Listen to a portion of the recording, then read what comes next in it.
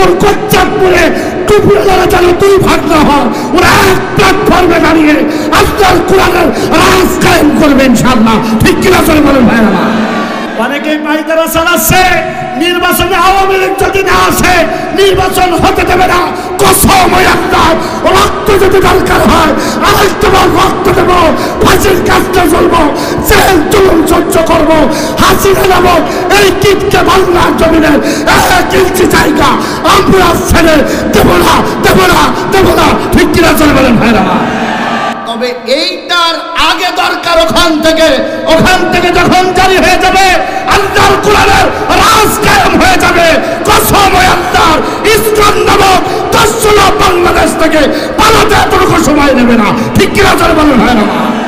বাংলার জমিনে আলেমরা যখন বলে গণতন্ত্র চাই না, ইসলাম চাই না, বাংলাদেশে কোন মানুষের তৈরি করা মতবাদ চলবে না, বাংলাদেশের সংসদ চলবে আল্লাহর কোরআন দিয়ে, এই কথা যে আলেম বলে কিছু তাগুতি শয়তানেরা বলে, হুজুররা পরের বাড়ি খাবে, দাড়িতে বাড়ি মেরে মিলাদ পড়ে বেড়াবে, হুজুরদের আবার রাজনীতি করার কি দরকার? এমনকি আরো অনেক জিনিস পাইছে যেটা বলার মতো না। কিন্তু দুঃখের ব্যাপার হলো কোরআন পাই নাই, তার মানে হলো এটাই ছদ্মবেশী ওই সমস্ত শয়তানের বাচ্চারা বাংলাদেশের মুজাহিদদেরকে অক্ষম করে দেওয়ার জন্য, নিস্তেজ করে দেওয়ার জন্য সুবিশাল পায়তারা চলে আসছে। ঠিক কিনা জোরে বলে ভাইরা? মাকড়সার জাল ভাঙতে যেমন আল্লাহর বান্দারা বড় হাতিয়ার লাগে না, তদ্রুপভাবে আল্লাহর তন্ত্র মন্ত্রবাদ দিয়ে মানুষের তৈরি করা মতবাদ দিয়ে যারা দেশ পরিচালনা করতে চায় ওদেরকে ভাঙতে আমার আল্লাহ বেশি সময় নেই না। এই যুবকদের কারণে, যুবকদের আন্দোলনে, যুবকদের ত্যাগে 17 বছরের জালিম যখন পালিয়েছে, এই যুবকদের মাধ্যমে আল্লাহর কোরআনের রাজ কায়েম হবে ইনশাআল্লাহ। ঠিক না ভাই? মহেশপুরের এই মাটি থেকে, কোচ্চাদপুরের মাটি থেকে রক্ত গেছে, পাতিলের কাছে মাথা নত করে নাই। ঠিক কিনা চলে বলেন ভাইরা? আলেমুলামার ডাক এসেছে, কোরআনের ডাক এসেছে, জীবন দিয়ে রক্ত দিয়ে আমরা আমাদের আমলকে ঠিক রাখবো। একটা চাষবাসকেও বাংলার জমিনে একটা জায়গা আমরা দেবো না। ঠিক কিনা চলে বলেন ভাইরা?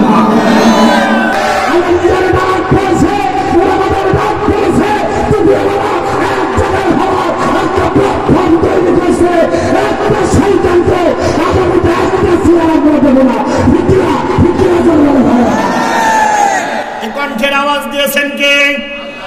17টা বছর আল্লাহকে জবান খুলে ভালোভাবে ডাকবো, এই সুযোগ পর্যন্ত এই জালিমের বাচ্চারা দেয় নাই। আমার ভাইয়েরা, এখন সুযোগ এসেছে, সময় এসেছে, জবানের শক্তি দিয়ে 17 বছরের খাজনা আদায় করে আমরা আমাদের মালিককে ডাকতে চাই। একটু জবান খুলে বলেন তো আল্লাহু আকবার, লিল্লাহি তাকবীর। এবার বলেন তো আমাদের মালিককে, আমাদের রবকে। আমার ভাইয়েরা, আমার বন্ধুরা, রব যারা আল্লাহ রাব্বুল আলামিনকে মেনে নিতে পারে, আল্লাহর বান্দারা আমার আল্লাহ রাব্বুল আলামিন বলেন ইহকালীন আমি আল্লাহ তাদের জন্য অভিভাবক হব, আর পরকালীন জীবনে আমি আল্লাহ রাব্বুল আলামিন জান্নাতের দরজাগুলো খুলে খুলে দেব। মালিক মানতে হবে কাকে? জোরে জোরে। এই যে আমরা আল্লাহ বললাম, এখানে শেষ না। তাফসিরে মুনির, তাফসিরে কাবীর, তাফসিরে মারিফুল কোরআন, এমনকি আমার ভাইয়েরা তাফসিরে জালালাইন যারা পড়েছেন তারা দেখবেন মালিক মানে শুধু আল্লাহ, এই কথার ভিতরে শেষ না। আল্লাহর বান্দারা, আল্লাহ যারা নিজের অন্তরকরণে জায়গা দিয়ে এই বিশ্বাস স্থাপন করে আল্লাহ আমাদের সৃষ্টিকর্তা। আল্লাহ আমাদের কি কর্তা? সৃষ্টি যখন করেছেন তিনি আমাদের মৃত্যু দিতে পারেন না। জোরে বলেন, জোরে বলেন। তাহলে কোচ্চাদপুরের ভাইরা জবান খুলে বলো তো আমাদের জীবনের মালিককে। আরো জোরে, আরো জোরে। আমাদের মরণ দিতে পারে কে? আল্লাহর কসম করে বলি, এই বিশ্বাস যারা করে তারা হাসিনা, সকিনা, জরিনা, মর্জিনা কারোর ভয় পায় না। তার কারণ তারা বিশ্বাস করে আমার জীবন, আমার মরণ আমার মালিকের হাতে। তিনি যেই দিন ডাক দিবেন ওই দিন যাওয়া লাগবে, তার আগে 1 মিনিটও আমাদের জীবন ছিনিয়ে নিতে পারে এমন ক্ষমতা কারণ না। কথা জোরে বলে।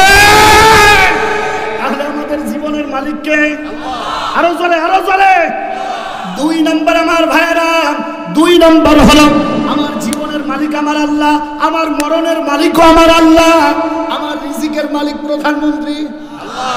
জোরে জোরে আল্লাহর বান্দারা, আমাদের রিজিকের বন্ধ ব্যবস্থা আমাদের তৈরি করার 50,000 বছর আগে আমার আল্লাহ নির্ধারণ করেছে। এই জন্য ব্যাগ নিয়ে ঝুলা নিয়ে আল্লাহর বান্দারা, মেম্বার চেয়ারম্যান, বেনামাজি যারা প্রস্রাব করে কুলুপটা পর্যন্ত নিতে পারে না, তাদের কাছে যাওয়ার দরকার নাই। সময় এসেছে একজন দিনদার ইমানদার মানুষকে আমরা আমাদের নেতা হিসাবে দেখতে চাই। ঠিক কিনা যারা বলেন আমার ভাইয়েরা, আমরা জানি সারা বাংলাদেশের রাহবার ডক্টর শফিকুর রহমান। আল্লাহর বান্দারা 5 আগস্টের পর বাংলাদেশের আস্থার একটা জায়গা, আল্লাহর বান্দারা চরমনার বিশ্ব হুজুরের কাছে গেছেন। সাক্ষাৎ করার পর আল্লাহর গোলামেরা, আল্লাহর গোলামের মুখ থেকে 2টা শব্দ এত সুন্দর করে আমার আল্লাহ বের করে দিয়েছেন। ডক্টর শফিকুর রহমানকে বলেছেন, হুজুর আপনি চিন্তা করবেন না, আগামী নির্বাচনে টুপিওয়ালাদের বাক্স হবে একটা, আল্লাহর কোরআনের রাজ কায়েম হবে। পীর সাহেব এই কথা দিয়েই আল্লাহর বান্দাকে সান্ত্বনা দিয়েছেন। আমার মনে হয় এই কথাটাকে আমার আল্লাহ কবুল করে নেবে, ঠিক কিনা আমার ভাইয়েরা? এই কাজটা ইসলামী আন্দোলন এবং টুপিওয়ালারা একভাবে গ্রহণ করে নিয়েছে। আল্লাহর বান্দারা আর কিছু মুনাফিকের বাচ্চারা টুপি মাথায় দিয়ে দাঁড়িয়ে রেখে এদেরকে বিরোধিতা করে কেউ কাফের ঝুড়ি নিয়ে বসে আছে। কথা বললেন না? জোরে বলেন। আমি হাফিজুর রহমান, তেমন আমার কোনো জ্ঞান নাই, এলমও তেমন নাই। আল্লাহ কোন উস্তাদের দুয়াই কোন ভালোবাসা এখানে বসাইছে। 2 ঘন্টা 2.5 ঘন্টা আমি কথা বলবো, আমার তো ভুল হতেই পারে। আমার তো আর আল্লাহর পক্ষ থেকে জিবরাইল এসে কান ধরে বলবে না হাফিজের সমস্যা হচ্ছে, ঠিক কর, আপনারা শুধরায় দেবেন। তার মানে এই না আপনি আমার আমল আর এলেম সম্পর্কে না জেনে আপনি আমার কাফের বানাই দিলেন, আর আপনি এ দিয়ে প্রমাণ করে নিলেন আপনি যাকে কাফের বলতেছেন আল্লাহর এই জমিনের মানুষগুলো আপনি যে 1 নাম্বার দালাল এটা বুঝে গেছে। এখন আলেমদের ভিতরে ঐক্য চলতেছে, এই কথা বলেন না কেন ভাই? জন্য বলেন। আর এই ঐক্যের ভিতরে ফাটল যারা ধরাচ্ছ, শুনে না, আল্লাহর এই জমিনে তোমাদের জায়গা হবে না। আল্লাহ রাব্বুল আলামিন এদেরকে জায়গা দিয়ে সম্মানিত করে দেবেন, তুমি টেরও পাবা না। ওরে আল্লাহ যারা উঁচু করে ঠ্যাং ধরে নামানোর ক্ষমতা দুনিয়ার কোন মানুষের নাই, ঠিক কিনা চলে বলেন ভাই না? আলেমদের ভিতরে ঐক্য তৈরি হচ্ছে, আর কিছু শয়তান নামধারী লেবাসধারী পীর নামক শয়তানের বাচ্চারা এদের ফাটল ধরার ভিতরে চিন্তা চেতনা নিয়ে আসে। এ দিয়ে প্রমাণ হয় ওরা টাটকা নির্ভেজাল দালাল। কথা জোরে বলেন না কেন? জোরে বলেন। মাসালা কত সমস্যা থাকতে পারে। আমার উঁচু টুপি, এই হুজুরের নিচু টুপি, টুপি তো ঠিক, কথা বললেন না কেন? জোরে বলেন। এই জন্য আমার ভাইয়েরা, বাংলাদেশের একটা সোনালী সূর্য উকি দিচ্ছে। কারোর মাসালা যদি দিয়ে শুধরানোর চেষ্টা করেন, আলহামদুলিল্লাহ, আল্লাহর বান্দারা সমালোচনা হবে, আল্লাহর বান্দারা সমাধানের জন্য। কথা বলছেন না কেন? আপনারা সোশ্যাল মিডিয়ার মাধ্যমে দেখে থাকবেন, মুফতি আমির হামজাকে এই বছর প্রথম কাফের ফতোয়া দিয়েছে আমাদের উলামায়ে আলগা। আমি তাকে সম্মান করি, আলহামদুলিল্লাহ, ভালোবাসি। তবে মুফতি আমির হামজা যে আল্লাহর নবীকে, কোরআনকে ভালোবাসে না, এই কথাটা দাঁড়ায় বলতে হবে। যদি ভালোবাসত 3টা বছর তালিমের কারাগারে থাকা লাগতো না, ঠিক কিনা স্যার বলেন ভাই আমার? ওই তোমার তো একদিনও দেখি নাই জেলখানায়, তুমি তো শুধু তেল দিয়ে বাড়ি মেরে চলেছো। কথা বলেন না কেন ভাই? ভুল হতে পারে, সে তো ক্ষমাও চাইছে, আবার এখানে বাড়াবাড়ি করার কি দরকার? এখন আলেমদের ভিতরে ঐক্য তৈরি হচ্ছে, এতে আমরা খুশি না বেজা? অল্প না বেশি? অবশ্যই বেশি। এই 17 বছর এমন এমন শয়তানদেরকে আমরা ক্ষমতা দিয়েছি, যারা অজু নাই, গোসল নাই, কিভাবে অজু করতে হবে এটাও বলছে না। স্টেজে এসে আমাদেরকে কিভাবে অপমান করা লাগবে এই জ্ঞান ওর ভিতরে ভালো আছে। কথা বলেন না কেন? জোরে বলেন। তবে তারা আজ কই কই বলেন? আলহামদুলিল্লাহ, মাহফিল শুরু হয়েছে। বাংলাদেশের বিভিন্ন জায়গায় আমরা যাচ্ছি, আমরা দেখতে পাচ্ছি একটাও সাসা মাল নেই, এখন সব আসাসা মাল। খুশি না বাজার? এই বলেন, জোরে বলেন। এটা একটা পবিত্র জায়গা, এটা একটা পবিত্র জায়গা। এখানকার সভাপতি যিনি হবে তাকেও তো পবিত্র হওয়া দরকার। এখানকার প্রধান অতিথি যারা হবে তাদেরও পবিত্র হওয়া দরকার। ওযু নাই, গোসল নাই, কোন জায়গায় পেশাব করে স্প্রে করে এসেছে, ওখানে হুজুর দেখলে গুতনো করার মতো ফুসফুস করে। কথা বলেন না কেন ভাই? ধরে বলেন। আমার ভাইয়ের, আমার বন্ধুরা, সামনে একটা সুন্দর সময় আসতেছে। আল্লাহর বান্দারা, এ সময় দ্বন্দ্ব ভুলে যে আমরা যারা এই টুপিওয়ালা আছি, উঁচু চ্যাপটা নিচু কলিয়া কলিজা আছে ও সব বাদ। এখন আমরা সব এক। ঠিক আছে, তার মানে ভেজাল আছে নাকি? নাকি আমি এই কুষ্টিয়ার লালনের গান ধরবো যে জায়দ গেল জায়দ গেল? একটু জোরে বলেন, ঠিক আছে কিনা জোরে বলেন। চরমোনা পীর সাহেব হুজুরের কথাটা আমার কলিজার ভিতরে এত ভালো লাগছিল, শোনার সঙ্গে সঙ্গে আমি আল্লাহর সেজদায় পড়ে গেছিলাম। সুবহানাল্লাহ বলবেন না ভাই? তিনার কথা ছিল আগামী নির্বাচনে ভোটের বাক্স হবে টুপিওয়ালাদের কয়টা? জোরে বলেন। ওই এই কথা তো একবারও বলতে পারো নাই। এই কথা তারাই বলতে পারে যারা রক্ত ঝরিয়েছে। এই কথা তারাই বলতে পারে যারা জেল জুলুম অত্যাচার সহ্য করেছে। ঠিক কিনা জোরে বলেন ভাইয়ের আমার? আমি দেখতে চাই মহেশপুর কোচ্চাদপুরে টুপিওয়ালারা যেন দুই ভাগ না হয়, ওরা এক প্ল্যাটফর্মে দাঁড়িয়ে আল্লাহর কোরআনের রাজ কায়েম করবে ইনশাআল্লাহ। ঠিক কিনা জোরে বলেন ভাইয়ের আমার? এই দুইটা ঠিক থাকলে হবে ইনশাআল্লাহ, নাকি বলেন? ঠিক আছে।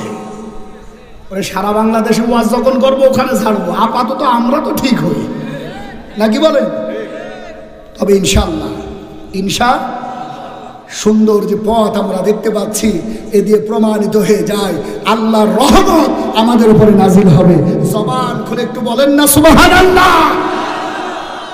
আল্লাহ তাআলা আমাদেরকে কবুল করে নিক। জবান খুলে বলেন আমিন। আর আগামীতে এদেরই যারা মাহফিলের আয়োজন করে, যারা ইসলামী মন মানসিকতায় আছে, এদেরকে আমরা জামাই বানাবো, নাকি বলেন? আর জামাই বানাতো যদি একটা আস্থার একটা জায়গা তো দরকার। যদি 1 ঘন্টা পিসাব আটকে না রাখতে পারো তো মেয়ে দেবো কোন কায়দায় তোমার হাতে? এক কথা বলেন। একটা যুবক যদি ওঠেন তাহলে বসবো যে ওর বল বিয়ারিং শেষ। তবে আমার বিশ্বাস এই যুবকদের কারণে, যুবকদের আন্দোলনে, যুবকদের ত্যাগে 17 বছরের জালিম যখন পালিয়েছে, এই যুবকদের মাধ্যমে আল্লাহর কোরআনের রাজ কায়েম হবে ইনশাআল্লাহ। ঠিক না ভাই? এমন তাড়ানো তাড়াইছে, নিজের যন্ত্রপাতিগুলো নেওয়ারও সময় পায় না। সুবহানাল্লাহ বলবেন না? আল্লাহর মার দুনিয়ার মার। কথা বলেন না কেন? আল্লাহ ধরে না, একবার যদি ধরে হেলিকপ্টারে উঠেও ছাড় পায় না। কথা বলেন না কেন ভাই? টার্গেট হচ্ছে 41 সাল। আল্লাহ অল আউট করে দিল মাত্র 45 মিনিটে। এর চাইতে বড় মায়ের আর হয়? কথা বলেন না কেন? জোরে বলেন। আর কি দশা! সেনাবাহিনীর প্রধানের কাছে বলতেছে, আমি তো তোর আত্মীয়, তোর কাছে 1 নম্বর প্রস্তাব, আমার একটু গোপালগঞ্জে যেতে দে। চলে যখন যাওয়াই লাগবে, এরা যখন আমার ভালোবাসা বুঝলো না, একটা বার অনুমতি দে, আমি আমার বাপের কবর একটু জিয়ারত করতে চাই। বলছে যাও, অনুমতিও দিলাম, কিন্তু ওই কবরে যদি উদ্যোগ করে পুঁটিয়ে ফেলে তো উঠার সুযোগ পাবা না। সুবহানাল্লাহ বলবেন না? 2 নম্বরে যদি তা না হয়, তাহলে আমার একটু অনুমতি দাও ঘরের ভিতরে। ভাই ওয়াজ আছে, আমি চেষ্টা করবো তাফসীর করার জন্য, কয়েকটা কথা একটু না বললেই নাই তা। আচ্ছা, ফিরাউনের কথা বললে রাগ হয়? কথা বলে না কেন? রাগ হয়? 100টা ফিরাউন এক জায়গায় করলে একটা হাসিনা হয়। এই কথা জোরে বলেন না কেন ভাই? আর এর কথা যদি ওয়াজে বলা না যায়, ও ওয়াজ দেওয়ার দরকার নেই। 2 নাম্বার বলতেছে, আমার একটু ঘরে ঢোকার অনুমতি দাও, কিছু যন্ত্রপাতি নেব। বলছে ঘরের দরজা যদি একবার আটকে যায়, বেরোনোর কিন্তু সুযোগ পাবা না। সুবহানাল্লাহ বলবেন না ভাই? পরবর্তীতে হেলিকপ্টারে ঘুরছে, 27টা রাষ্ট্রের কাছে ফোন করছে। কয়টা? 3.5 ঘন্টা ঘুরছে। 3.5 ঘন্টা আনন্দে ঘোরে না, ওখানে ঘুরছে আর ফোন করছে। চীনকে বলছে আংসুং সিং ফাং, আমি হাসিনা, আমারে কি একটু নেওয়া যায়? চীন বলতেছে তোর মতো শয়তান আমার রাষ্ট্রে জায়গা নাই। সুবহানাল্লাহ, আগামীকাল বলি নাচ বলো দরকার না। সৌদি আরবের কাছে ফোন করছে, আমাকে একটু জায়গা দেওয়া যায়, আমি তো কতবার হজ করছি। সৌদি আরব বলছে আমরা জানি তুমি হাজি, কিন্তু আমার মনে হয় তোমার চাইতে শয়তান এই পৃথিবীতে আছে কিনা ঠিক নাই। তার কারণ হজ যখন করতে গেছো ঘুমটা টেনে দিয়েছো, মনে হচ্ছে যেন তোমার চাইতে আল্লাহওয়ালা আর কেউ নাই। হজ শেষ আর মুসলমানদের রক্ত নিয়ে সিনিবিনি খেলছো। তোমার মতো কুলাঙ্গারের বাচ্চার এক জায়গা, 1 ইঞ্চি জায়গা আমরা দেবো না। সুবহানাল্লাহ বলবেন না? আমেরিকার ফোন করছে, আমেরিকা নেয় না। ইংল্যান্ড, ব্রিটেন, বিভিন্ন জায়গায় মোট 27টা রাষ্ট্রে ফোন করছে, কেউ নেয় নাই। পরে যার মাল তার কাছে গেছে। কথা আসতে বললেন যে ও তো ওরই প্রোডাক্ট নাকি, ওর জিনিস না। এই 17 বছর ও যা বলেছে এ তা চালাইছে।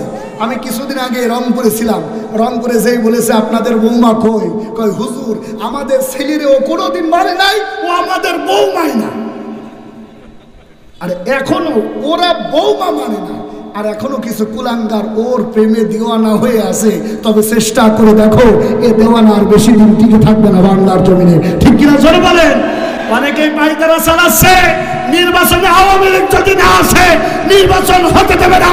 কসম একটা রক্ত যদি দরকার হয় আরেকবার রক্ত দেব, ফাঁসির কাজটা চলবো, জেল জুলুম সহ্য করবো, হাসিনা নামক এই কীটকে বাংলার জমিনের 1 ইঞ্চি জায়গা আমরা ছেড়ে দেব না, দেব না, দেব না, ঠিক কিনা চলে বলেন ভাইরা?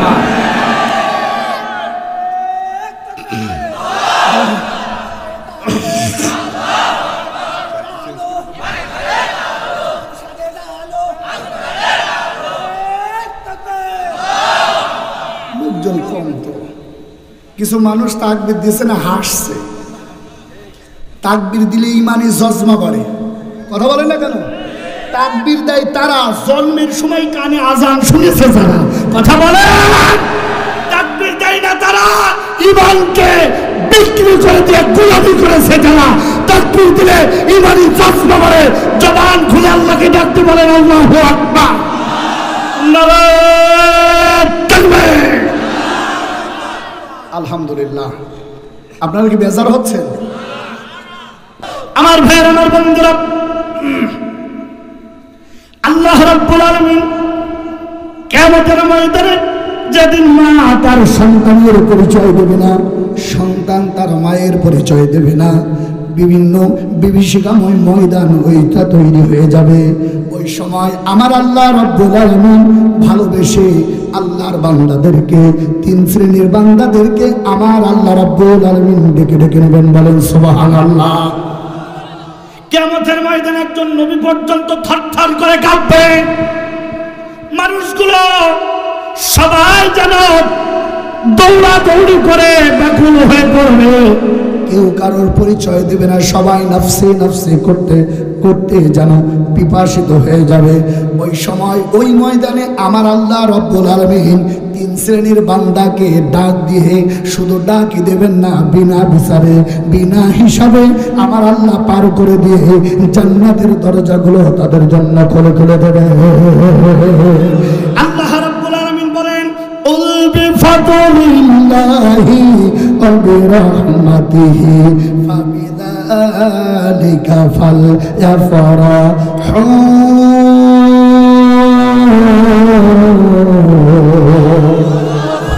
খায়রুম মিম্মা ইয়াজমাউন।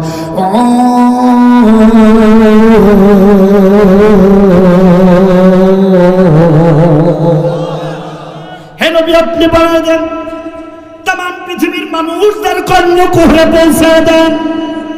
তাম পৃথিবীর ভিতরে আল্লাহর যত রহমত, আল্লাহর যত মাগফিরাত, আল্লাহর যত কল্যাণ, আল্লাহর যত নিয়ামত আছে, সবচাইতে বড় নিয়ামতের নাম হলো কোরআন। সুবহানাল্লাহ বলবেন না? সবচাইতে বড় কল্যাণের নাম হলো কোরআন। যারা কোরআন পড়ে, কোরআন জানে, কোরআনকে নিজের জীবন পদ্ধতি চলার জন্য গাইডলাইন হিসাবে মেনে নিতে পারে, আল্লাহ রাব্বুল আলামিন বলছেন কিয়ামতের ময়দানে আমি আল্লাহ তাদের বিনা বিচারে বিনা হিসাবে আমার বান্দা হিসাবে স্বীকৃতি দিয়ে জান্নাতি মালিক বানায় দেব। এক নম্বরে কি? কোরআন। জোরে বলেন। আর এই কোরআন শিক্ষা দেয় এই জায়গায়। এইবার বলেন তো দেখি, এই জায়গাটা আল্লাহর কাছে দামি কম না বেশি? জোরে বলেন, জোরে বলেন। আপনার 10টা টাকা, আপনার 5 কাঠা জমির মাধ্যমে আমার ভাইরা এত বড় একটা দিনী প্রতিষ্ঠান তৈরি হয়েছে। এইটা আপনার টাকাকে আমার আল্লাহ কবুল করছে, এই জন্য হয়েছে। সুবহানাল্লাহ বলবেন না ভাই? কত মানুষের টাকা তো ব্যাংকে ছাতা পড়ে যায়, অথচ তার টাকা আল্লাহর দরগায় কবুল হয় না। অথচ আপনার মাথার ঘাম পায়ে ফেলা একটা টাকা আল্লাহর দ্বীনের জন্য কবুল হয়। তার মানে আমার আল্লাহ আপনাকে রহমত দ্বারা ভরপুর করে দেয়। এক নম্বরে হলো কোরআন, 2 নম্বরে নবী আলাইহিস সালাতু ওয়াস সালামের সুন্নাহ, 3 নম্বরে হলো মা আর বাবা। এই 3টা জিনিস দ্বারা গ্রহণ করে নেয় আল্লাহ রাব্বুল আলামিন বিনা বিচারে বিনা হিসাবে কিয়ামতের ময়দানে বান্দা হিসাবে পরিচয় দিয়ে দেন। সুবহানাল্লাহ। তাহলে আমরা গ্রহণ করব 1 নম্বরে কোরআন। 1 নম্বরে জোরে জোরে জোরে 1 নম্বরে কোরআন। কোরআন যেটা বলবে ওইটাই আমার মেনে নেওয়া লাগবে। কথা বলেন না কেন? জোরে বলেন। 2 নম্বরে গ্রহণ করব রাসূল পাক সাল্লাল্লাহু আলাইহি সাল্লামের সুন্নাহ। আর 3 নম্বরে হলো মা আর বাবা। 3 নম্বর কি? জোরে বলেন, জোরে বলেন। দুঃখের ব্যাপার হলো এই 3টা জিনিস আমাদের কাছে নাই। 1 নম্বরে কোরআন। 1 নম্বরে কি? কোরআন না থাকার কারণে আমরা আজকে নির্যাতিত, আমরা আজকে মজলুম। কোরআন যদি থাকতো, আল্লাহর কসম করে বলি, শুধু বাংলাদেশ নয় তাম পৃথিবী শাসন করত এই কোরআনওয়ালা মানুষগুলো। তবে নাই তা না, যাদের আছে আমার আল্লাহ তাদের হাতে ক্ষমতা দেবে ইনশাআল্লাহ, ইনশাআল্লাহ। 2 নম্বরে হলো রাসূলের সুন্নাহ, রাসূলের। 3 নম্বরে হলো বাবা। এই জায়গায় অ্যালার্জি আরো বেশি। কথা বলেন না কেন? এই পৃথিবীর ভিতরে সন্তানের জন্য সবচাইতে বড় জায়গা, বড় পীর হলো মা আর বাবা। আল্লাহ রাব্বুল আলামিন বলেন আকাদা রাব্বুকা আল্লা তা'বুদু ইল্লা ইয়াহু ওয়া বিল ওয়ালিদাইনি ইহসানা। আমরা সিজদা করব কার? জোরে জোরে ভাই জোরে। সিজদা করব কার? আল্লাহর পরেই যাদের জায়গা তার নাম হলো মা আর বাবা। এই কথা বলছেন না কেন ভাই? দুঃখের ব্যাপার, সবার জন্য সময় হয়, সবার জন্য অর্থ হয়, মা বাবার জন্য হয় না। কথা বলেন না কেন ভাই? আমাদের কাছে সবচাইতে বড় অবহেলিত 2টা মানুষ, তার 1 নম্বরে মা আর 2 নম্বরে বাবা। আল্লাহর কসম করে বলি, এই 3টা জিনিস যাদের ভিতরে নাই তাদেরকে আমার আল্লাহ কিয়ামতের ময়দানে বান্দা হিসাবে পরিচয় দিবে না। এই জায়গায় যত শ্রোতা আছে এক একজনকে ধরে এখানে নিয়ে আসেন। জোরে বলেন যে আপনি ফাতিহা তেলাওয়াত করেন। অনেক মানুষ আছে যারা ফেল করবে আল্লাহর বান্দারা, আবার অনেকে আছে পারবে আল্লাহর বান্দারার জন্য 1 নম্বর আমাদের দরকার হলো কোরআন। জবান খুলে বলেন 1 নম্বরে কি? জোরে জোরে। সেই কোরআন থেকে একটু তাফসীর যদি হয় বেজার হবেন। 1 ঘন্টা, কতটুকু সময়? 1 ঘন্টা তাফসীর হবে ইনশাআল্লাহ। জোরে বলেন ইনশাআল্লাহ। তাফসীর শুনতে হলে মিনিমাম 7টা জিনিস দরকার। এলেমের বহর দরকার 15টা। যদিও আমার এলেমের বহর অত নাই, তারপরে চেষ্টা করি, আল্লাহ তাআলার কাছে দোয়া চাই রব্বুল আলামিন যদি আমার উপর রহমত নাজিল করে কোরআন থেকে কয়েকটা কথা ইনশাআল্লাহ বলবো। আমার সঙ্গে তেলাওয়াত করেন, জবান খুলে পড়েন আউযু বিল্লাহি মিনাশ শাইতানির 10টা মিনিট একটু বসেন, যদি ভালো না লাগে চলে যান। 10টা মিনিট বসেন, কোরআনের তাফসীর অবশ্যই কলিজায় লাগলে ভালো লাগবে। সুবহানাল্লাহ বলবেন না? স্বর্ণ চেনেন আপনারা? স্বর্ণ আগুনে পুড়লে কি হয়? লাল হয়, লাল হয়। আর যদি ওর সঙ্গে সোয়াগা লাগায় দেন তাহলে কি হয়? পানি হয়ে যায়। আমাদের অন্তর যত কঠোর হোক না কেন, কোরআনের তাফসীর শুনলে আমার আল্লাহ ওই অন্তরে মোহরটা ছুড়াই দিয়ে মোমের মতো ঘোরায় দেয়। সুবহানাল্লাহ বলবেন না ভাই? আমার ভাইয়ের, আমার বন্ধুরা, এই জন্য তাফসীরে যাওয়ার আগে আপনাদের কাছে অনুরোধ জানাই, আপনারা 10 জন হন, 20 জন হন, একটু চেষ্টা করবেন সারা শব্দ দেওয়ার জন্য। পারবেন তো ইনশাল্লাহ? পারবেন ইনশাল্লাহ? আমার 1000 লোক দরকার নাই, 20টা লোক হোক, এই 20টা মানুষের সামনে কোরআনের তাফসীর হবে মন খুলে ইনশাআল্লাহ। তাহলে জবান খুলে পড়ে না আউযু বিল্লাহি মিনাশ শাইতানির বিসমিল্লাহির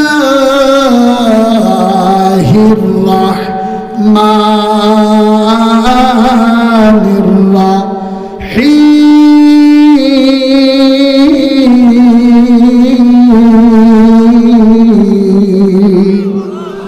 এতগুলো মানুষ, আর একটু জবান খুলে বলেন আল্লাহু আকবার। আরো জোরে বলেন আল্লাহু আকবার। আলিফ লাম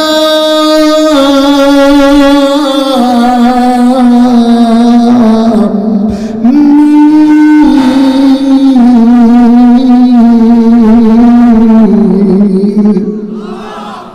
ইরশাদ হচ্ছে মহাগ্রন্থ আল কোরআন, সূরাটার নাম সূরাতুল আনকাবুত। কি সূরা? ক্লাস হচ্ছে ভাই, একটু আমার সঙ্গে বলেন, কি সূরা? আনকাবুত। জোরে বলেন, কি সূরা? তার কারণ আগামীকাল সমালোচনা হবে যে হুজুর কি ছাতা বললো, কিছু বুঝলাম না। সূরার নাম সূরাতুল আনকাবুত। আনকাবুত শব্দের শাব্দিক অর্থ হলো মাকড়সা। কি? জোরে জোরে। এই কোরআন নাজিল হয়েছে কাদের উপরে? মানুষের উপরে। কাদের উপরে? এত জিনিস এখানে আছে। প্রথম নাম্বার সূরার নাম সূরাতুল বাকারা। বাকারা মানে হলো ছাগল। হ্যাঁ বলেন বলেন, গরু। আলহামদুলিল্লাহ, এরা তাফসীর বোঝে ইনশাআল্লাহ। বাকারা মানে গরু। এই সূরাটা ছোট না বড়? বলেন বলেন। কোরআনে কারিমের ভিতরে ফিল নামে একটা সূরা আছে। ফিল মানে? হ্যাঁ বলেন বলেন। ওরে ভুল হোক সমস্যা নাই। ফিল মানে হাতি। ফিল মানে হাতির একেবারে শক্তি নাই, আছে।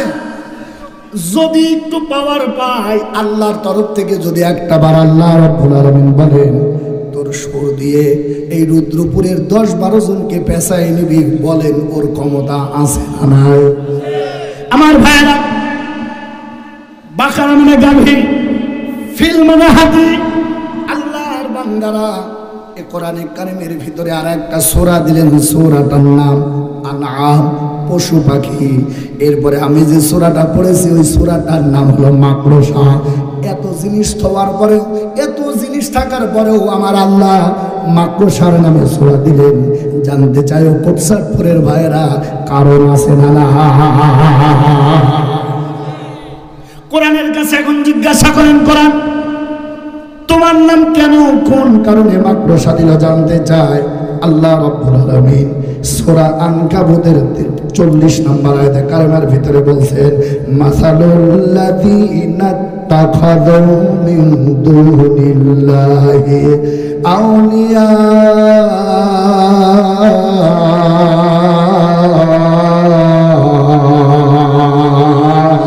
কামাসালিল আনকাবুত। আল্লাহু আকবার। আল্লাহ মাকড়সার নামে সূরা দেওয়ার 1 নাম্বার কারণ, এখানে আমার ডায়েরিতে প্রায় 40টা কারণ আমি আমার ক্ষুদ্র জ্ঞান বের করেছে আমার ভাইরা। তার 1 নাম্বার কারণ হলো মাকড়সার এই ছোট্ট প্রাণী। আল্লাহর বান্দারা, এটা দিয়ে আল্লাহ রাব্বুল আলামিন উদাহরণ দিলেন, মাসালুল লাযীনা তাখাযু মিন দুনিল্লাহি আউলিয়া। আল্লাহকে বাদ দিয়ে তোমরা যারা আল্লাহর বান্দারা অ্যারিস্টটল, গণতন্ত্র, বিভিন্ন তন্ত্র মন্ত্র নিয়ে তোমরা তোমার জীবনকে সাজাতে চাও, শুধুমাত্র আল্লাহকে বাদ দিয়ে অন্য অন্য কাউকে যদি বন্ধু হিসাবে গ্রহণ করতে চাও, আল্লাহর বান্দারা ওই বন্ধুত্ব চূর্ণ বিচূর্ণ করতে আমার আল্লাহ রব্বুল আলামিন বেশি সময় নেয় না। আমার ভাইয়ের, আমার বন্ধুরা, 17 বছর কি যে বন্ধুত্ব তৈরি করেছিল, অল্প সময়ের ভিতরে আমার আল্লাহ এমন করে চূর্ণ বিচ্ছিন্ন করে দিলেন। আমার মনে হয় 50 বছরেও এই আওয়ামী লীগ আর হাসিনা মাজা খাড়া করে দাঁড়ানোর ক্ষমতা না। কথা জোরে বলে। মাকড়সার জাল ভাঙতে অনেক বড় লাঠি লাগে, কথা বলে, মুখের ফুৎকার দিলে ভেঙে যায়। আল্লাহ মাকড়সা দিয়ে সূরা নাজিল করার 2 নাম্বার কারণ হলো মাকড়সার জাল ভাঙতে যাব। আল্লাহর বান্দারা বড় হাতিয়ার লাগে না, তদ্রুপভাবে আল্লাহর তন্ত্র মন্ত্রবাদ দিয়ে মানুষের তৈরি করা মতবাদ দিয়ে যারা দেশ পরিচালনা করতে চায় ওদেরকে ভাঙতে আমার আল্লাহ বেশি সময় নেই না। কথা বলেন না কেন ভাই? আল্লাহর ক্ষমতা আছে না নাই? জোরে বলেন। আমার ভাইয়েরা, 40টা কারণ আমি পেয়েছি, ওদিকে যেতে চাই না। আজকে আমরাও বলতে চাই, আমরা আর দুনিয়ার কোন মানুষের নীতিমালায় চলতে চাই না, আমরা চলতে চাই কার আইনে? জোরে জোরে জোরে। আল্লাহ যদি বলে হাফিজুর তোর জীবন দরকার, আমি দিতে প্রস্তুত। আল্লাহর বান্দারা, আল্লাহ চেয়েছেন শহীদ আল্লামা সাঈদীকে নিয়েছেন, এটা আমাদের কোরআন সস্তায়। তবে আল্লামা সাঈদী বলেছিলেন আমার রক্তের বিনিময়ে আল্লাহ হাসিনার পতন করবে, সেটাই করেছে। কথা বলেন ভাইরা, আমার বন্ধুরা, আমার আমরা আর আমলিগ বিএনপি চর্মনাট রশি ফুরফুরা জাসদ বাসদ যে যাই বলুক শুনতে রাজি না। আমরা শুনবো ওই আইনের দিকে। কার আইন? আমার ভাইয়েরা, আমার বন্ধুরা, 2 নাম্বার আয়াত অধিকার যেতে চাচ্ছি না আমার ভাইয়েরা। আল্লাহ রাব্বুল আলামিন বলেন আহাসিবান নাসু আইয়ুতরাকু আইয়াকুনু আমান্না আমান্নাহুম লা ইয়াফতানু।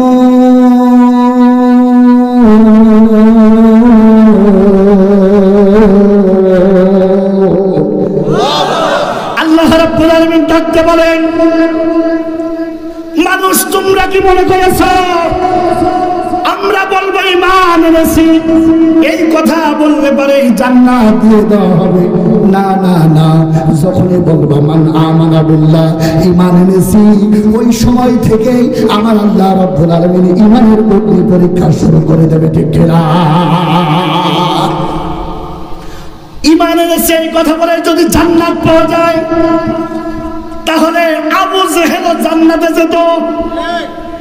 ঈমান এনেছি এই কথা বলার সঙ্গে সঙ্গে আল্লাহর পক্ষ থেকে ঈমানের অগ্নি পরীক্ষা চলে আসবে। এই পরীক্ষায় টিকে থাকবে যারা, জিপিএ গোল্ডেন পাবে যারা, এই মানুষগুলোই হবে আল্লাহওয়ালা। আমার ভাইরা, ঈমান এনেছি, বিপদ নাই, ঈমান এনেছি, কষ্ট নাই, ঈমান এনেছি, জেল জুলুম অত্যাচার নাই। মনে করতে হবে আমার ভাইরা, যে ঈমানে বাধা নাই ওই ঈমান এখনো পরিপূর্ণ হয় না। ইয়া হাসরাতান আলাল ইবাদ, এই জমিনে এমন একজন নবী রাসূল নাই যাদের গোত্র থেকে অত্যাচার আসে নাই। আমার ভাইরা, দিলটা নরম করে দেন, মনটা নরম করে দেন। ঈমান কাকে বলে একটু বুঝতে চাই আমার ভাইরা। আল্লাহর গোলামেরা, এই পৃথিবীর ভিতরে সবচাইতে আদর্শবান মানুষ, সবচাইতে সুন্দর মানুষ তিনি হলেন আমাদের নবী, বিশ্ব নবী জনাব মুহাম্মদ রাসূলুল্লাহ।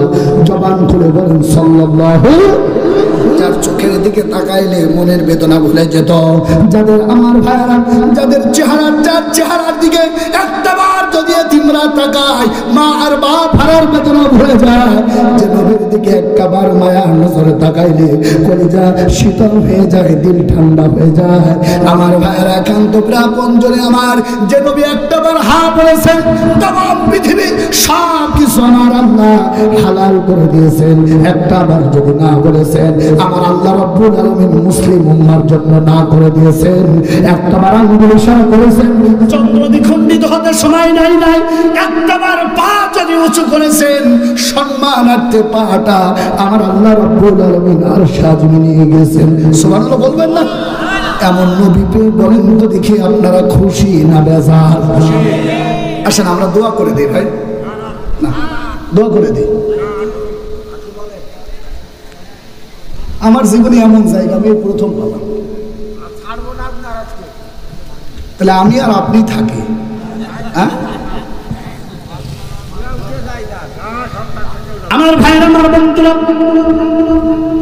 ওই নবী তিনি বলেন, ইন্নামা বুইসতু মুআল্লিমান, তামাম বিশ্ববাসীর জন্য আমি হলাম মডেল, আমি হলাম শিক্ষক। আমার ভাইরা, আল্লাহর বান্দার 40 বছর পর্যন্ত যখন নবুয়ত আসে নাই, আল্লাহর নবী সাল্লাল্লাহু আলাইহি ওয়াসাল্লাম প্রতিটা মানুষের কাছে ছিলেন আদর্শবান। কথা ঠিক কিনা?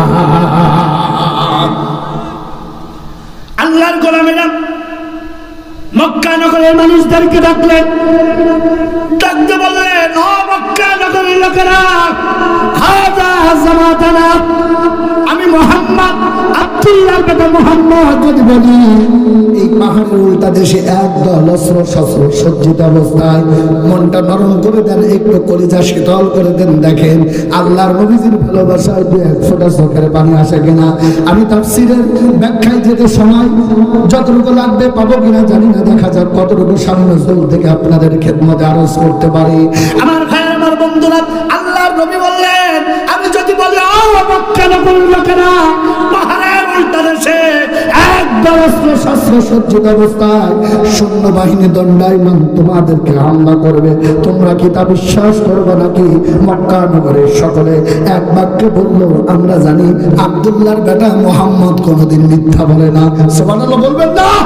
আমার ভাইয়ের জন্য আল্লাহ তাআলা বলেন, ইন্নানা আমান্না, এই কথা যারা বলবে ওদের ভিতরে 5টা গুণ আমি আল্লাহর পক্ষ থেকে নাজিল করে দিয়ে বলি, এই 5টা গুণ তোমরা গ্রহণ করবা।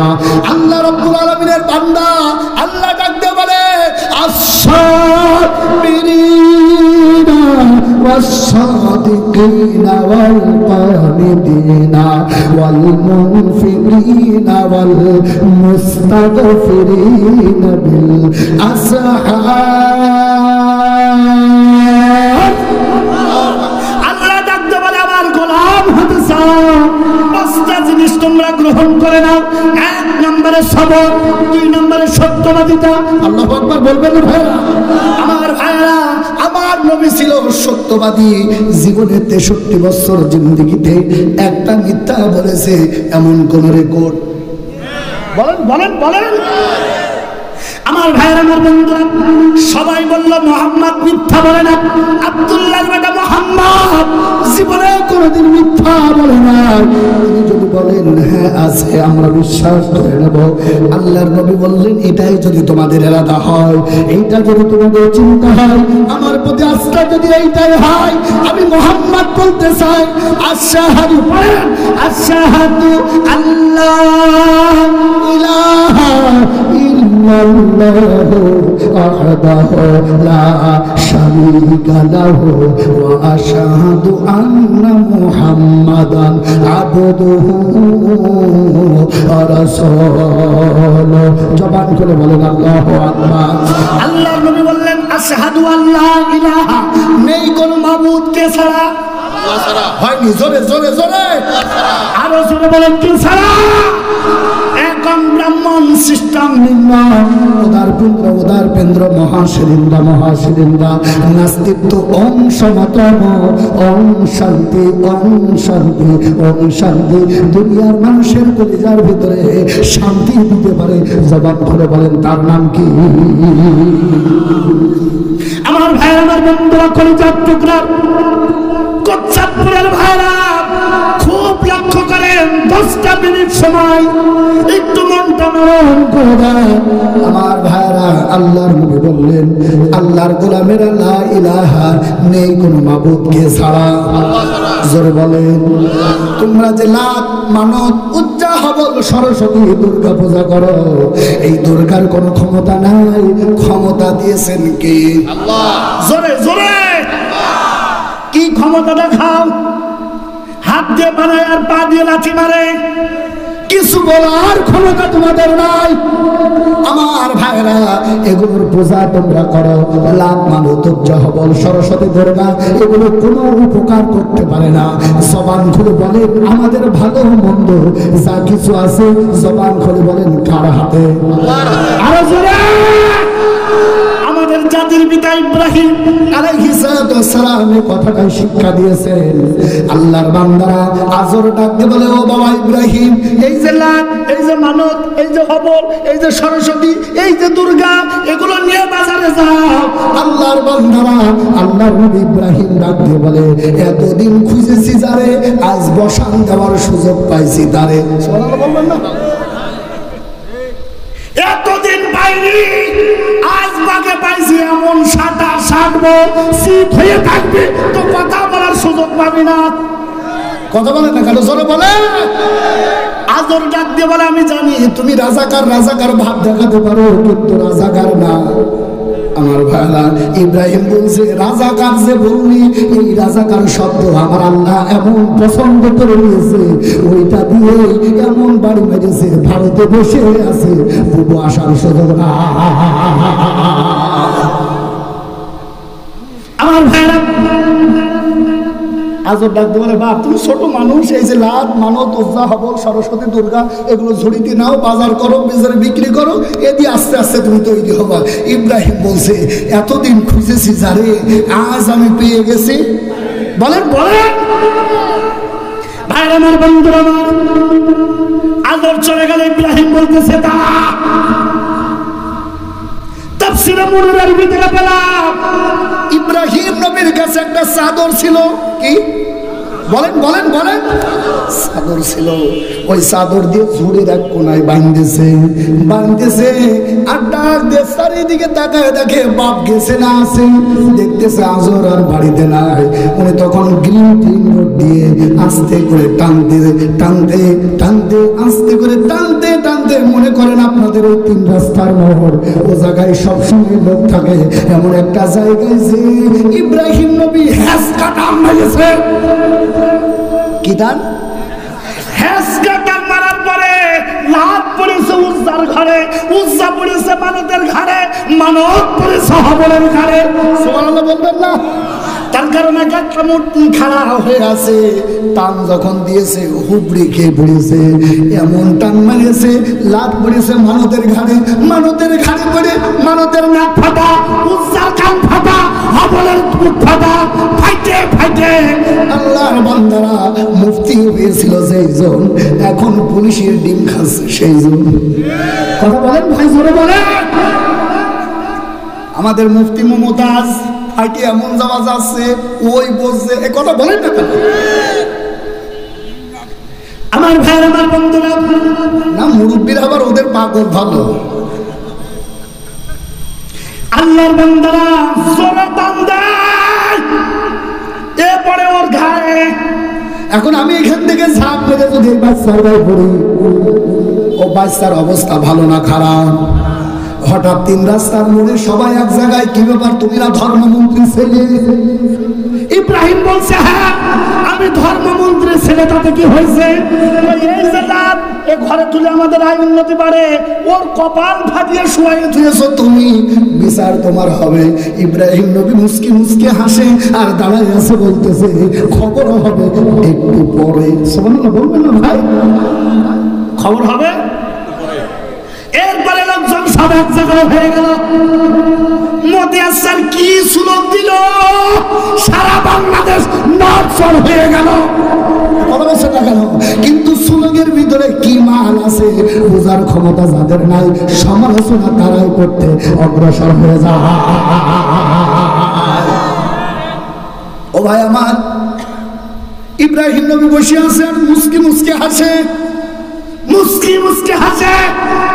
পাশের থেকে একজন বলতেছে, কি বাবা, ওদিকে আমার হবলের নাক নাই, উজ্জার কান ফাটা, আল্লাহর বান্দারা সরস্বতীর দান ফাটা, আর তুমি ধর্মমন্ত্রীর মানুষ হয়ে তুমি মুস্কি মুস্কি হাসি দাও, এটা কিন্তু ঠিক না। বুঝে নিতে পারলাম নির্ভেজাল কড়কড়ি রাজাকার তুমি।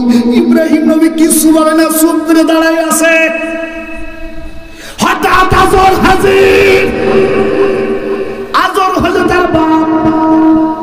ডাক দিয়ে বলতেছে, আমার তো একটা ইজ্জতের ব্যাপার আছে, ঠ্যাং ধরে টানলে টানলে ঠিক আছে, এমন জায়গায় টানলে মাঠে ময়দানে শেষ করে দিলে। ইব্রাহিম নবী বলতেছে, সবাই দোষ দেয় আমি নাকি রাজাকার, রাজাকার হই নাকি লাভ মানত হবল সরস্বতী, এগুলো ঠ্যাং ভেঙেছি, দাঁত ভেঙেছি। আল্লাহর বান্দারা ওই সময় ইব্রাহিম নবী বলতেছে, তোমরা তো বলো এটা হায়াতের চাবি, ওটা কল্যাণের চাবি, এটা সংসারে লাগলে অভাব হয় না। তাহলে এত ক্ষমতা যদি এদের হয়, ওদের জিজ্ঞাসা করো কিভাবে না ভাঙলো। এই কথা বলছে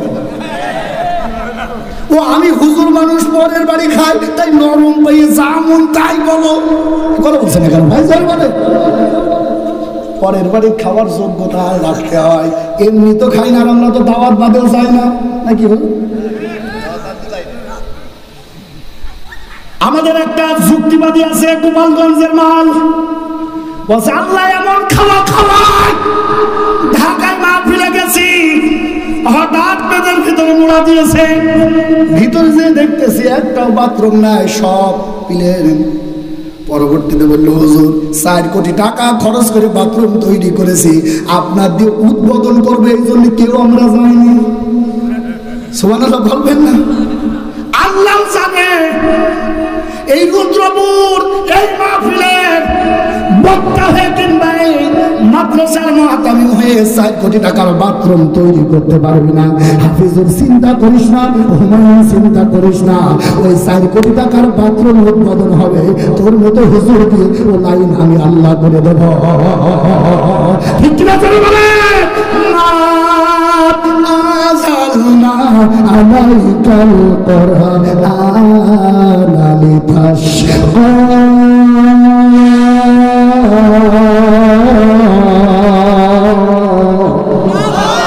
কোরআনের সঙ্গে আসলে কষ্ট হয় না, বরং আমার আল্লাহ ইজ্জত আর সম্মান বাড়ায় দেয় নিজের কুদরতি হাত দিয়ে। সুবহানাল্লাহ জোরে বলেন আমার ভাইরা। ইব্রাহিম নবী বলছে, ওই যে হবলের কাছে জিজ্ঞাসা করো, ও গম কম পাইছে, এই জন্য 4 জানার মাইনেছে, ও পেয়ে পায়খানার ছিলাম, এরে দিয়ে খাই নাই, ও জন্য ভগবান তুলে মাইনেছে, একটাও আমার দোষ নাই, ও ভাগে কম পাইছে, এই জন্য ও খাইছে। সুবহানাল্লাহ বলবেন না ভাই, জোরে বলবেন না কেন? 5 তারিখের পরে আমরা রক্ত দিলাম, 36 জুলাই রক্ত দিলাম আমরা, আর মজা মারছো তোমরা, চিন্তা করো না এ মজা বেশি দিন থাকবে না। এক একটা সিটার বাটবার বাংলার জমিনে মার করা হচ্ছে, এদের বিচার বাংলাদেশে হবে। ঠিক কিনা জোরে বলেন? আমরা যারা আছি এক একটা বিশ্ববিদ্যালয় দখল করতেছি, আর কিছু চাচারা বাজার দখল করছে। কথা বললেন না যে ঢাকা বিশ্ববিদ্যালয়ের সামনে আমার ভাইরা একজন মুড়ি বিক্রেতা, আমাদের শ্রদ্ধাভাজন একজন বড় ভাই জিজ্ঞাসা করছে, চাচা দেশ কেমন চলছে? বলছে কেমন চলছে জানি না, আগেও 200 টাকা দিতাম, এখন 200 টাকা দিই, আগে যারা নিত এখন তারা আসে না, এখন এদের পাওয়ার আরো বেশি। কথা বলছেন? চিন্তা করো না, বেশি দিন পাওয়ার থাকবে না, 2 নম্বরে কাজ করবা, জনগণ ভোটের মাধ্যমে এক একটা সাইজ করার সময় আসতেছে। ঠিক কি না বলেন? আলেমুলামার ডাক এসেছে, কোরআনের ডাক এসেছে, জীবন দিয়ে রক্ত দিয়ে আমরা আমাদের আমলকে ঠিক রাখবো। একটা চাষাবাসকেও বাংলার জমিনে একটা সাইজ আমরা দেবো না। ঠিক কি না বলেন ভাইরা? সাদাবাজি করার জন্য আমরা রক্ত দেই নাই, জালিম মুক্ত বাংলাদেশ করতে চায়। ঠিক কিনা জোরে বলে? একটুখানি রাগ করলেন মনে আমার ভাই, আমার বন্ধুরা। ইব্রাহিম বলছে আমার কোনো দোষ নাই, ও গম কম পাইছে, এই জন্য ওর নাকে ঘুষি মেরেছে, নাক নাই, ওর বাজেটে পায়খানার সিলাপ ছিল, ও পায়খানার সিলাপ একাই সব খাইয়ে ফেলেছে, এই জন্য ওরে ঘুষি মেরে কাজ করে ফেলে দিয়েছে। পাশের তে বলতেছে ওর ঘুষি মারবে কোন কায়দায়, ওরা তো কথাই বলতে পারে না। সুবহানাল্লাহ হবে না? আল্লাহ ডাকতে বলে বান্দারে, ও নবী ইব্রাহিম, এইটাই তো সুযোগ, বলো বলো বলো বলো। যারা কথা বলতে পারে না, নিজেকে আত্মরক্ষা করতে পারে না, ওরা কোনোদিন জনগণের কল্যাণ করতে পারে না। কথা বলে, কল্যাণ যদি পেতে চাও, মুক্তি যদি পেতে চাও, টুপিওয়ালাদের দলে আসো, কোরআনদের দলে আসো, আমার আল্লাহ নাজাতের ব্যবস্থা করে দেবে। ঠিক না? আগে আমাদের উৎসব ডুবে দেখে বুঝতো না গরুর মতো ফুসফুস করতে, এখন কিন্তু তরিকা নেই, আছে। তোমার যদি জামাত ভালো না লাগে তাহলে চরমনা ভালো লাগাতে হবে, চরমনা ভালো না লাগলে আল্লাহর বান্দারা খেলাফতে মজলিস ভালো লাগাতে হবে। তুমি যদি হুজুরদের একটাও পছন্দ না হয়, তুমি মরে গেলে জানাজা দেওয়াও যা, না দেওয়াও তাই। আগে নাই আমরা একতরফা ছিলাম, ওরা মহিলাদের সাথে জড়াই, এই জন্য ওদের আমার ভালো লাগে না, আমরা ওদের সাথে নেই। এখন তো কথা বলার সুযোগ নেই বাপ, তোমাদের টুপিওয়ালার পক্ষেই থাকা লাগবে। এটা ঠিক আসতে হইলে তার মানে ভেজাল আছে না? একটু জোরে বলেন। আমার যদি পছন্দ না হয়, আমি তোমার দেওর, তাহলে এই যে পাশে ভাসুর আছে ও ধরো, এই কথা বলছেন না ভাই? তারপরেও তোমার দলের ভিতরে থাকতে হবে। কোন দল? বলেন বলেন। আল কোরআনের ডাক এসেছে, ছুটে আই সকলে মিলে, আইরে নবীন আইরে প্রবীণ, ছুটে এই পতাকা তলে, আইরে নবীন আইরে প্রবীণ, ছুটে এই কোরআনের তলে। ঠিক কিনা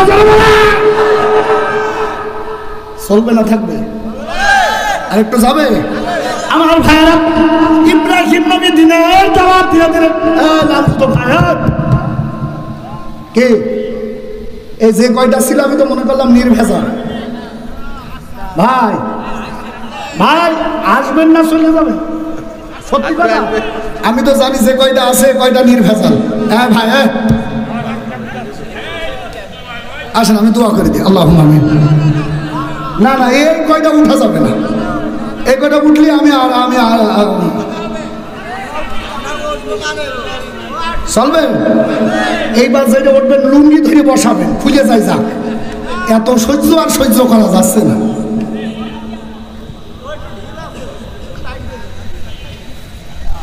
আমার ভাইয়ের, আমার বন্ধুরা লক্ষ্য করেন, একটু দেখেন তো চোখের পানি পড়ে কিনা। অনেক আনন্দ তো নিয়েছেন, বলবো ভাই একটু যাবো 5 মিনিট, 5 মিনিট যাবো ইনশাল্লাহ।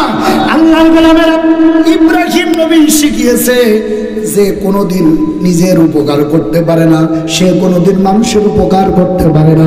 উপকার করতে পারে, উপকার করতে পারে, একটু জবান খুলে বলেন তিনি কে? আরো জোরে।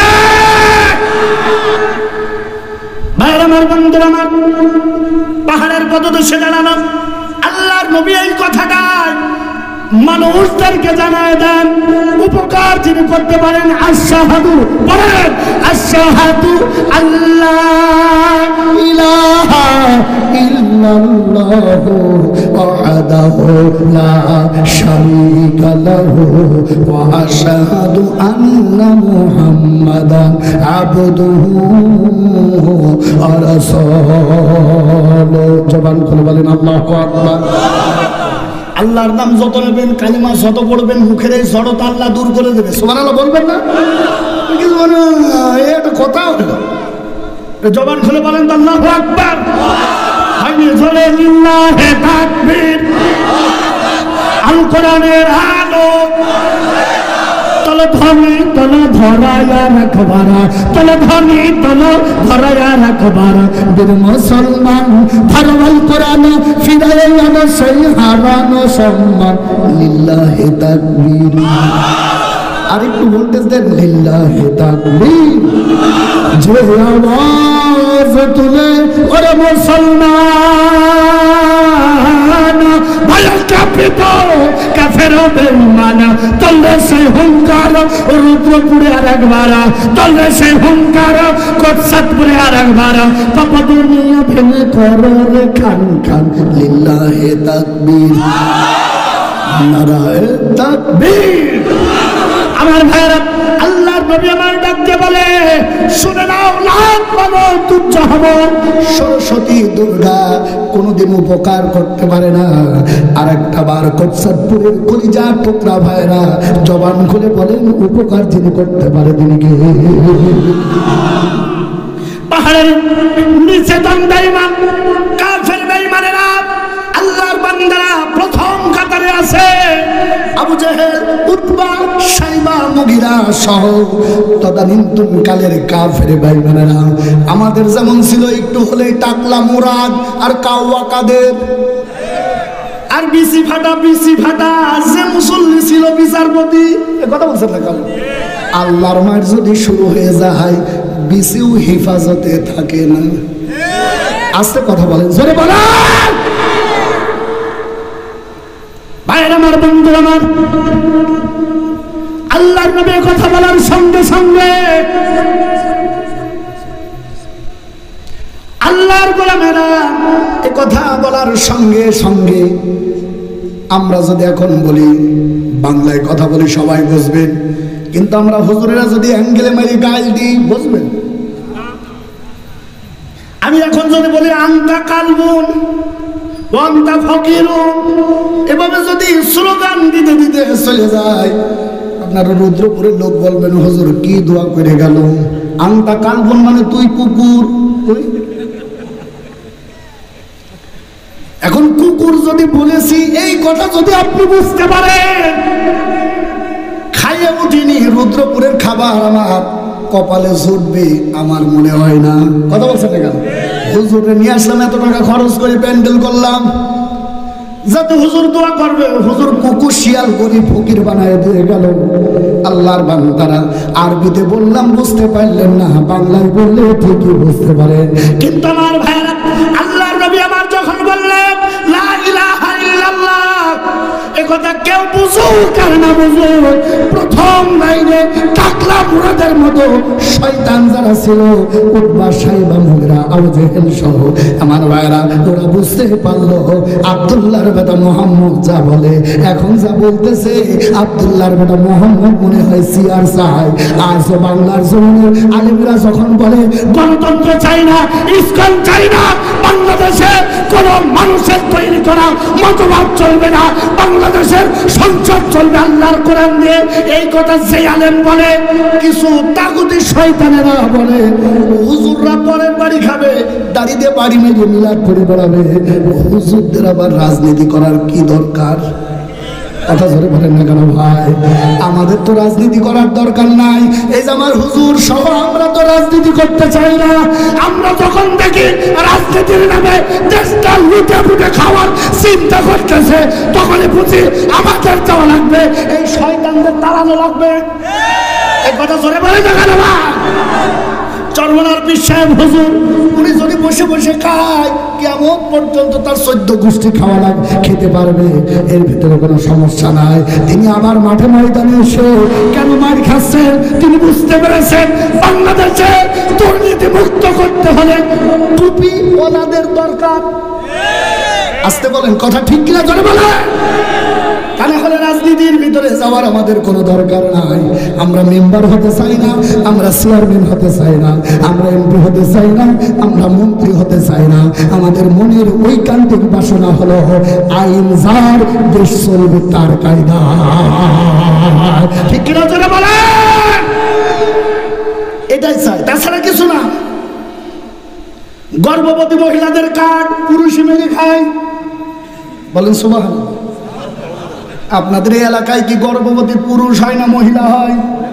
এ ভাতাটা ওরা পায় না, বয়স্ক ভাতা তো বাদই দিলাম। হ্যাঁ, কিসের অর্ধেক? পুরাটাই খা।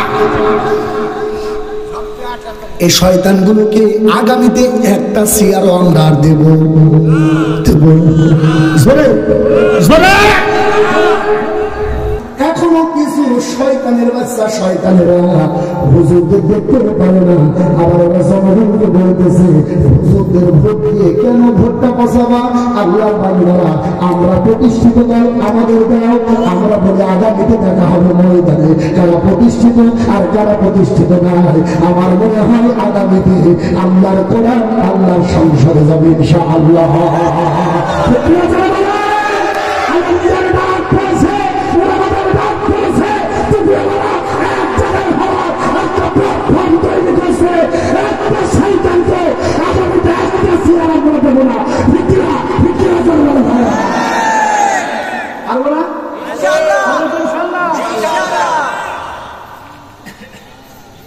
রাজনীতি হয়ে যাচ্ছে না? রাজনীতি হলে রাজনীতি করা দরকার, কথা বলে না কেন? বেশি সময় হয়ে যাচ্ছে, মোনাজাত করবো, যাবো একটু যাবো ইনশাআল্লাহ। কাইলো দেখু তোমার সে তোমার ভাতিজা লা ইলাহা ইল্লাল্লাহ, নেই কোন মাবুদকে ছাড়া।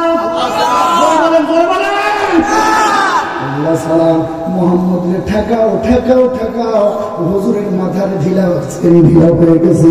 হুজুর যদি আগামীতে বাড়ে আমাদের বেলও বাঁচবে না, বেরোবে ধরবে না। এদিকে সর্বনার বিশ্বাস হুজুর, এদিকে জামাত ইসলামের আমি সহ অনেক ওলামা যখন এক হয়েছে, কিছু শয়তানের মাথা গরম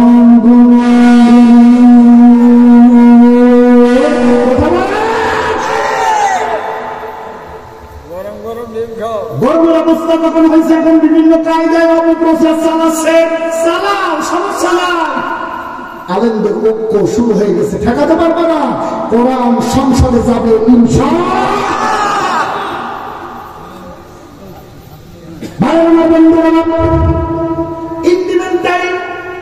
আল্লাহ চিন্তা করলো তাই তো, এখন যদি হুজুরে ঠেকানো না যায় আগামীতে আমাদের বেলও বাঁচবে না, বেরোতে পারবে না।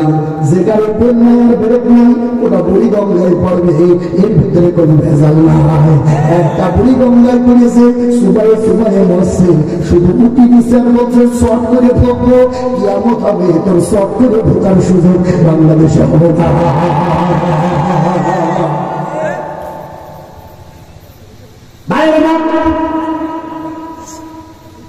আল্লাহর নবী বলেন পাহাড়ের পাদদেশে এই যে আপনাদের কোটচাঁদপুরের ভয়ানক দমন করে দেন। কোটচাঁদপুরের রেল স্টেশন দিয়ে একটু হেঁটে হেঁটে যান আর দেখবেন বড় বড় পাথরগুলা টুকরা টুকরা হয়ে আছে রেল স্টেশনের মাঝে। যারা হাজিউল হারামাইন আছেন আমার ভাইরা, আবু লাহাব একবার আবু জাহেলের দিকে তাকায়, একবার মুহাম্মদ রাসূলুল্লাহর দিকে তাকায়। আবু জাহেল বলতেছে ধর ধর ধর হুজুরে ধর। এখন যদি হুজুরে না থামা হয়, আগামী একটা বার যদি হুজুররা আসে কিয়ামতের আগ পর্যন্ত আমাদের অস্তিত্ব খুঁজে পাওয়া যাবে না। এক নাম্বার কারণ হুজুররা ন্যায় আর ইনসাফ প্রতিষ্ঠা করবে আর আমরা বিভিন্ন বাজার দখল করে ঘুরে ঘুরে খাবো, আর এইটা জনগণ কোনোদিনই সহ্য করবে না। ঠিক কিনা স্যার বলেন ভাইরা? আমার ভাইরা আবু লাহাব দেরি করল না, ইন্ডিপেন্ডেন্টালি আমার ভাইরা আবু লাহাব আবু জাহেলের দিকে তাকায়। আবু লাহাবের কাছে বলতেছে এটা করো, এর কারণ আমি হলাম শাস্ত্র চাচা আর তুমি হলে আপনি চাচা। তোমার মায়ের দুনিয়ার ভাই, তোমার মায়ের যন্ত্রণা বেশি। এই জন্য ইহুদির গোলামের ইহুদির বাচ্চারা, ভারতের বাচ্চারা বিভিন্ন কাল বিভিন্ন প্রকার চক্রান্ত করে হুজুরদের ভিতরে ডিভাইডেড করার জন্য কিছু হুজুরকে তারা দালালি নিয়েছে। আমার ভাইয়ের বন্ধু আবু লাহাব চিন্তা করলো নেতা খুশি হওয়া লাগবে, কি করা যায়? পাহাড়ের পদদেশে যাবেন না, তাকায় দেখতেছেন বড় বড় পাথরগুলো টুকরা টুকরা হয়ে আছে। করে দেন ভাইয়ের আমার। আবু লাহাব দেরি করলেন না, তাফসীরে জালালাইন না তাফসীরে কাবির থেকে বলতেছে আমার ভাইয়েরা। আবু লাহাব আর দেরি করলেন না, দুই হাত দিয়ে পাথর সংগ্রহ করে দুই হাতে চারটা পাথর নিলেন, দুই হাত দিয়ে চারটা পাথর নিয়ে একটা পাথর এই বাম হাতের ভিতরে ঢুকালেন, আর একটা পাথর আছে হাতের ভিতরে। আল্লাহর বান্দারা আল্লাহর নবী সাল্লাল্লাহু আলাইহি ওয়াসাল্লামের দিকে তাকাইলেন। তাকানোর সঙ্গে সঙ্গে বাম হাতের একটা পাথর ছিটকে পড়ে গেল। সুবহানাল্লাহ বলবেন না?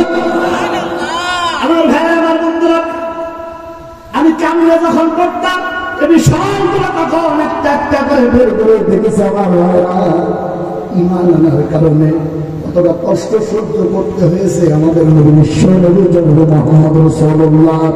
40 বছর ভালো ছিলেন, যখন বলেছেন লা ইলাহা ইল্লাল্লাহ, কোন তন্ত্র মন্ত্র চলবে না, আইন চলবে, তার জমিন সৃষ্টি করেছেন। যিনি কথা ঠিক না, আমরা চিন্তা করলেন মায়াবী চেহারার দিকে তাকাইলে পরে হাত থেকে পাথর ছুটে যায়। আর একটা বার যদি আমি তাকাই আমার হাতের এই পাথরগুলো পড়ে যাবে, আর হাতের পাথরগুলো যদি পড়ে যায় নেতা আমার উপরে বিরক্ত হয়ে যাবে। না না না, আর এই সুযোগ দেব না। চোখ দুইটা বন্ধ করে ফেললেন, ডান হাতের পাথরটা আমার ভাইয়েরা পিছনের দিকে নিলেন, নেওয়ার পরে আল্লাহর নবীকে ইন্ডিকেট করে চলে ছুড়ে মারলেন।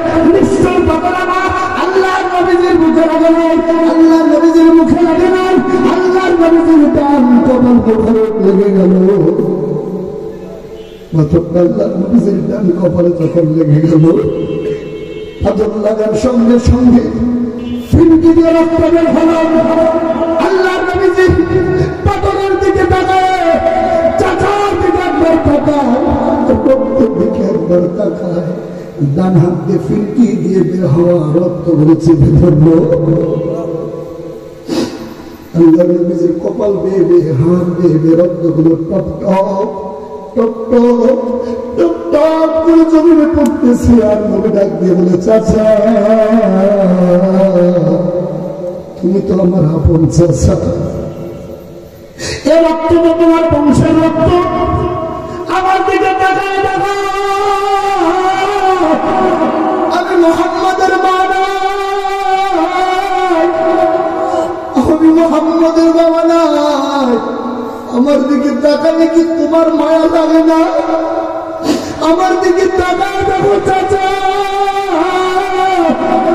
ও রক্তগুলো টপ টপ করে জমিনে পড়তেছে। আর জমিনের মাখলুকাতগুলো যেন আল্লাহর কাছে বলতেছে, আল্লাহ তোমার মুহাম্মদ রাসূলুল্লাহ, তোমার নবীজির রক্তের ভার আমরা সইতে পারি না। আল্লাহ নবী আমার হাত দিয়ে কপালটা জপকে ধরে রেখেছেন, টুক টুক করে রক্তগুলো পড়তেছে। অন্য মানুষগুলো এই রক্ত দেখে তাদের বুকের ভিতরে প্রকম্পন তৈরি হয়েছে, আর আপন চাচা আবুল আহমের কলিজার ভিতরে ব্যথা লাগে না। বাম হাত থেকে আরেকটা পাথর নিলে বাম হাতের পাথরটা আর একটা বার মুহাম্মদ রাসূলুল্লাহর দিকে ছুড়ে মারলে, বাম হাতের আর একটা পাথর নিয়ে ডান হাতে নিয়ে আমার যখন আঘাত করলে, নিশ্চয় পাথর আমার আল্লাহর নবীর চোখে দিয়ে গেল। আল্লাহর বান্দারা আল্লাহর নবীর চোখ দিয়ে করে পানিগুলো রক্তগুলো জমিনে পড়তেছে। আবুল আহমেদ ততক্ষণ পর্যন্ত কলিজার ভিতরে তেমন ব্যথা লাগে না।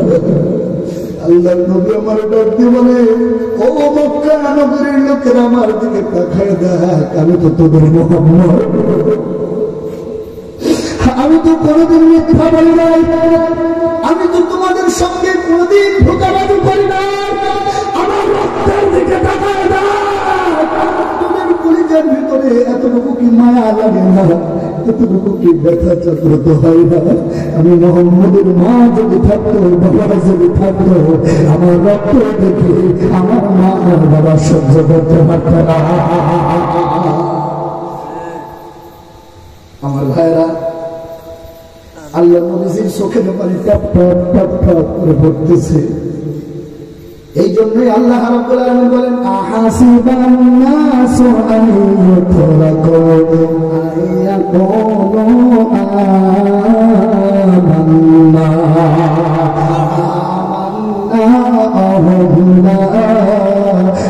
ফোঁটা